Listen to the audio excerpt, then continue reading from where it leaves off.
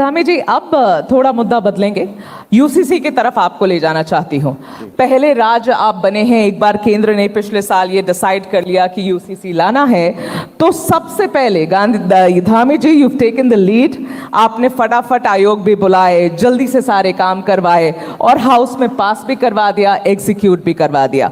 अब मेरा सवाल आपसे यहाँ पर ये है कि आपके हिसाब से अब तो ये एग्जीक्यूशन हो चुकी है, क्या प्रभाव पड़ा है उत्तराखंड के लोगों का यूसीसी के आने के बाद? पहला सवाल। दूसरा ये कि भाई आपके जो विपक्ष के लोग हैं उनका ये कहना है कि इस लॉ में काफी खामियां हैं जिसकी तरफ मुख्यमंत्री का ध्यान नहीं जा रहा है। और इससे पहले कि आप इसका जवाब दें, एक सब क्वेश्चन अनूप का भी है, तो एक ही साथ आप बताएं हमें विस्तार से, क्योंकि यूसीसी एक मुद्दा है सर, उस पर तो हमें बात करना बहुत जरूरी है।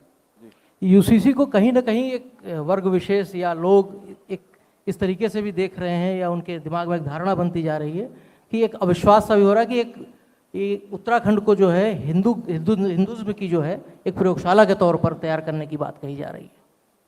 नहीं, बड़ी एफिशिएंसी दिखाई ना आपने, एकदम जल्दी जल्दी सब कुछ किया, रोल मॉडल बन गया। इसी से जुड़ा एक सवाल दूसरा कि आपके यूसीसी लागू करने के बाद कौन से ऐसे राज्य जिन्होंने अपने अधिकारियों को भेज के या सरकारों ने आपसे संपर्क किया कि आपका जो फार्मूला है या जो आपने जिस तरीके से इसको लागू किया है?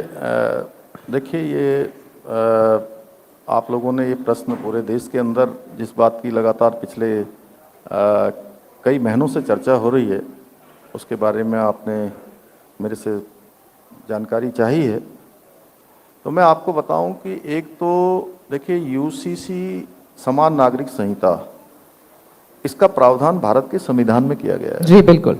भारत के संविधान के अनुच्छेद 44 में इसका प्रावधान किया गया है कि राज्य इसको लागू कर सकते हैं।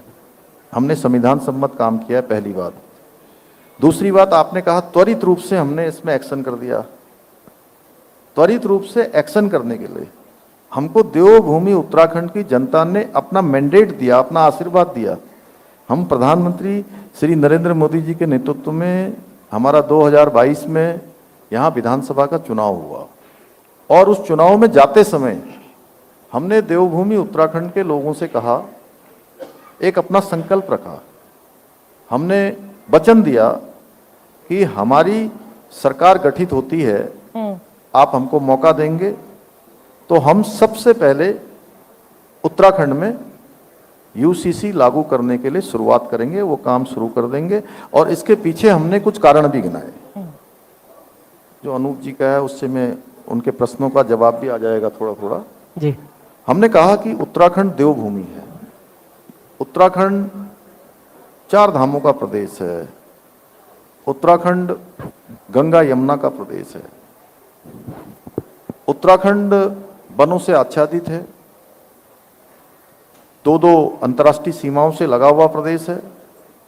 उत्तराखंड के प्रत्येक परिवार से कोई सेना में है, कोई पैरामिलिट्री फोर्स में है, पूरे देश के अंदर कहीं ना कहीं किसी न किसी सीमा पर अपना योगदान दे रहा है। और देश के हर 5 सैनिकों में से 5वां सैनिक देवभूमि उत्तराखंड का है। और देवभूमि में रहने वाले हर वर्ग, चाहे वो किसी वर्ग का होगा, किसी जाति का होगा, किसी पंथ का होगा, किसी समुदाय का होगा, हम सबके लिए एक समान कानून लागू करेंगे। और देवभूमि उत्तराखंड की जनता ने एक जो यहाँ मिथक था कि हर बार 5 साल में मेघा जी सरकार बदल जाती है, तो जानते हैं, आप भी जानती हैं। जी जी बिल्कुल। हर 5 साल में सरकार बदल जाती है। इस बार भी लोगों को, चूंकि मैं तो चुनाव से ठीक 6 माह पहले मुझे जिम्मेदारी दी गई थी, और बहुत कम लोगों को, बड़े बड़े हमारे जो राजनीतिक विश्लेषक भी हैं, मैं उनको राजनीतिक विद्वान कहता हूँ, क्यों विनोद जी भाई साहब क्या कह सकते हैं उनको तो लोगों को बहुत कम उम्मीद थी जी यार, और हमने जो है बहुत लोगों को सामने सामने जाते भी देखा, आते भी देखा। कई सारे अनुभव छोटे से कालखंड में मुझे हुए, लेकिन देवभूमि उत्तराखंड की जनता ने ये सारा बदल दिया और दोबारा सरकार में हम लोगों को आने का मौका दे दिया। और हमने भी वचन निभा दिया, प्यार दिया आपको, हमने वचन निभा दिया जी अपना। हमने जो वायदा, मैं इसलिए नहीं कहता हूं कि वायदा तो टूट जाता है, लेकिन वचन हमने अपना बाकी संकल्प लोग हमने पीछे पूरा पड़ किया। गए हैं धामी जी, आपने लीड ले ली, यहाँ पर भी लीड ले ली। नहीं देखिए, अब ये देवभूमि उत्तराखंड से गंगा निकली है और ये पूरे देश के सभी राज्यों को लाभ देगी। और अनूप जी ने कहा कि लोग कह रहे हैं कि जो है यहाँ इसको हिंदुत्व की प्रयोगशाला बना दी। मैंने कहा कोई हमने गलत काम नहीं किया है, ये तो हमारा महिला सशक्तिकरण की दिशा में ठोस कदम है। किसी धर्म के, किसी पंथ के खिलाफ नहीं है, किसी को टारगेट करके नहीं लिया गया है। अगर हम देवभूमि में समान नागरिक संहिता लागू करते हैं, देवभूमि में हम दंगा रोधी कानून लागू करते हैं, देवभूमि में हम जो है अतिक्रमण के खिलाफ कार्रवाई करते हैं, तो कोई अगर कहेगा कि साहब आपने हिंदुत्व की प्रयोगशाला बना दी, तो हमें गर्व है कि हम प्रयोगशाला कहिए कुछ भी कहिए, ये हिंदुत्व की हम यहाँ से जो है। बिल्कुल। अगर आप ये वीडियो YouTube पर देख रहे हैं तो हमारे चैनल को सब्सक्राइब कर बेल आइकन दबाएं और Facebook पर देख रहे हैं तो हमारे पेज को लाइक करें।